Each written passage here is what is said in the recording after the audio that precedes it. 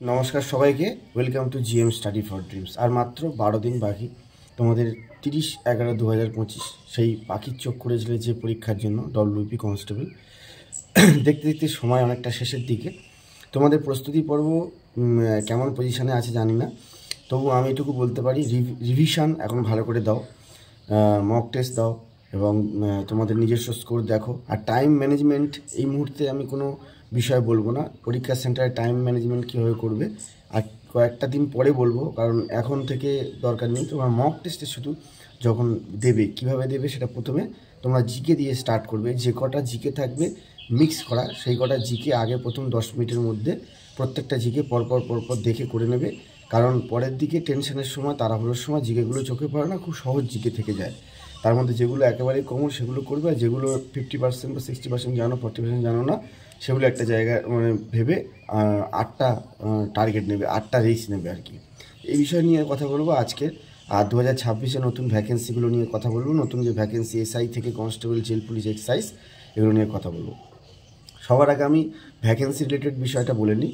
Vacancy যেটা সামনের বছর বা 2027-এ, প্রতি বছরই আমরা জানি যে ভ্যাকেন্সি প্রতি বছর অনুযায়ী ভ্যাকেন্সি আসে, সেই অনুযায়ী ভ্যাকেন্সি আসতে পারে। কিন্তু এই 12 দিন বাকি যে পরীক্ষার টার্গেট করে যারা 18 থেকে 24 বছরের ছেলে মেয়েরা আছো, তারা যখন নতুন ভ্যাকেন্সি সামনের বছর বা তারপরের বছর যদি নতুন ভ্যাকেন্সি একটা হিউজ পরিমাণে আসবে, যদি আমি এখন বলি যে সামনের বছর তোমাদের নতুন ভ্যাকেন্সি আসছে, তখন কি হয়, একটা ছন্দপতন ঘটে তোমাদের এই নতুন যে প্রিপারেশান তোমরা এবছরই যারা চাকরি পেতে চাও এইবারই এই রিক্রুটমেন্টে। কারণ জানো, ওবিসি কেস থেকে শুরু করে রাজ্য সরকারের নানা রকম কাণ্ড কারখানা গণ্ডগোল এটা সেটা শুরু হয়, তখন তোমাদের হতাশা চলে আসে। তোমাদের এই হতাশার জন্য অনেক ইউটিউব চ্যানেল গজিয়ে ওঠে সোশ্যাল মিডিয়ায়, তাদেরও লাভ হয়, অনেক কিছু ইনকামও হয়। তাই তোমাদের হতাশা আমাদের কখনই আনন্দের বিষয় নয়। তোমরা হতাশ হলে আমার সবসময় ব্যক্তিগতভাবে খারাপ লাগে। আর আমি চাই তোমরা এইবারই রিক্রুটমেন্টে চাকরি পাও।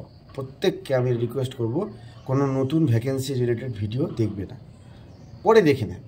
কাউকে ছোটো না করে বলছি, পরে দেখে নেবে।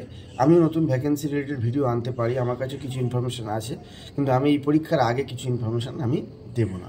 সঠিক ইনফরমেশান দেবো, একদম অথেন্টিক, কিন্তু কিছুদিন পরে দেবো। পরীক্ষাটা হয়ে যাক, তোমাদের সবাইকে বলবো, যাদের পরীক্ষা খারাপ হবে বা ভালো মন্দ হবে তখন দেখা যাবে, কিন্তু মনে করবে যে এটাই পাবো, এই চাকরিটাই পাবো। একদম আমার আর বেশি দিন বাকি নেই, আমি এই চাকরিটাই পাবো, আমার বয়স অনেকটা হয়ে গেছে, এটাই পাবো।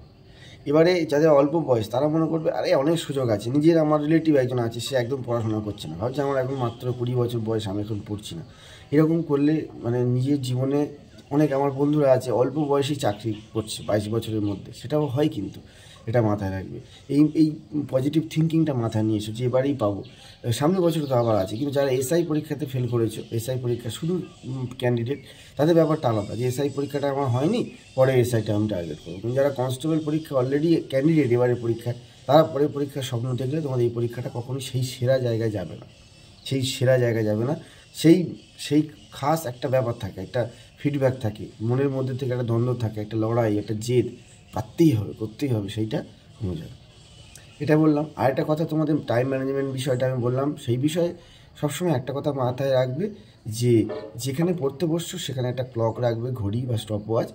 সেই মক টেস্টের যে সেটটা তুমি পাচ্ছ, সেখানে তোমরা প্রথমেই জিকেগুলো করে নেবে, আর নেগেটিভ মার্কিং থেকে দূরে থাকবে, অ্যাভয়েড নেগেটিভ মার্কিং।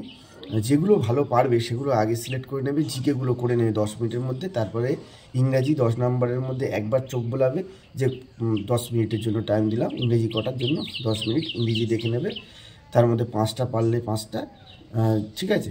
আর তোমাদের যে ম্যাথ জিআই, তারপরে তোমরা শুরু করবে, দেখবে তোমরা ভালো পারবে। আর স্কিপ করা শিখবে, যে কোনো টপিক, অঙ্ক ক্যালকুলেশান, বড় ক্যালকুলেশানের অঙ্ক থাকবে কয়েকটা, সেটাকে অ্যাভয়েড করে, হয়তো ওখান থেকে 4টে অঙ্ক বাদ চলে গেল, জিআই থেকে 3টে জিআই বাদ চলে গেল, আর জিকে থেকে 4-5টা অজানা বা 10টা অজানা একদমই মনে নেই, জানা নেই, সেখান থেকে 8টা মোটামুটি অপশান এলিমিনেশন করে করে এটা হবে না তাহলে এটা হবে, এটা হবে না তাহলে এইভাবে সিলেকশান করে করবে, তাহলে তোমরা অবশ্যই সিলেকশান পাবে। আর এই 12 দিন বাকি, এখনও কি চাকরি পাওয়া সম্ভব? এখনও কি ভালো করে প্রস্তুতি নিয়ে কামব্যাক করা সম্ভব? আমি বলবো সম্ভব। কীরকমভাবে? আমি একটা ছোট্ট রুটিন বলে দিচ্ছি।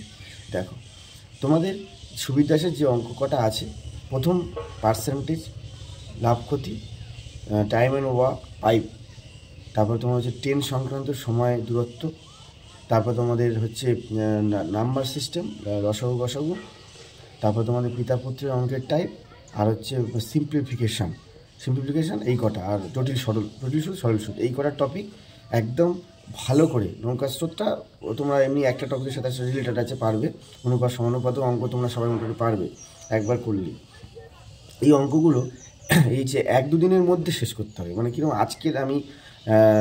আজকের আমার মঙ্গলবার, আজকে আমি টোটাল যত পাটিগণিত আছে তার মধ্যে 70-80% শেষ করবো। সকাল থেকে রাত পর্যন্ত অঙ্ক করবো, এবং অঙ্ক তো সারাক্ষণ করতে ভালো লাগবে না, তার মাঝখানে যে টাইপগুলো আছে সেগুলো করব। তার সাথে সাথে মাঝখানে দুপুরবেলা বা বিকেলের টাইমটা আমি একটু স্ট্যাটিক জিকে বা কারেন্ট অ্যাফেয়ার্স পড়বো, এই বিষয়গুলো পড়বো। সেটা একটুখানি স্বাদটা চেঞ্জ করে নিতে হবে। তারপরে আবার অঙ্ক চালু থাকবে। অঙ্ক চালু থাকার পরে রাতের বেলা একটা মক টেস্ট দেবে অঙ্ক আর জিআইয়ের ওপরে। অঙ্কের সাথে জিআইটাও থাকবে, তো অঙ্ক জিআইয়ের ওপর একটা মক টেস্ট দেবে। কোন টপিকের উপরে জিআই করবে, কোন সব কিছু কিন্তু অলরেডি আমি দিয়েছি। জিআইয়ের ওপরে তোমার number system, number series, letter series, coding decoding, ত্রিভুজ আঁকা, ত্রিভুজের গোনা, এগুলো সব তোমাদের থাকবে। এই কটা ভালো করে প্র্যাকটিস করতে হবে। 2 দিনের মধ্যে টোটাল অঙ্কটা শেষ করতে হবে। মানে যত টাইপ অঙ্ক, মানে সুবির দাসের বেসিক কমপ্লিট করে নিয়ে আবার 2 দিন ঠিক করলে যে আমি 2 দিন শুধুমাত্র ইতিহাস, ভূগোল, জীববিজ্ঞান, ভৌতবিজ্ঞান পড়বো।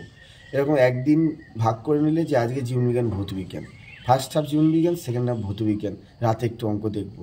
এইভাবে 2 দিন ছোটো ছোটো টার্মে শেষ করে তারপর তার সাথে একটা করে মক টেস্ট থাকবে। টাইম দেখে কত নম্বরে কত টাইম, সেটা রাতে দিতে পারো, ফার্স্ট সকালবেলা আবার দুপুরবেলা দিতে পারো। এইভাবে একটা ম্যানেজমেন্ট করেও 12 দিনেও একটা ইতিহাস তৈরি করা যায়।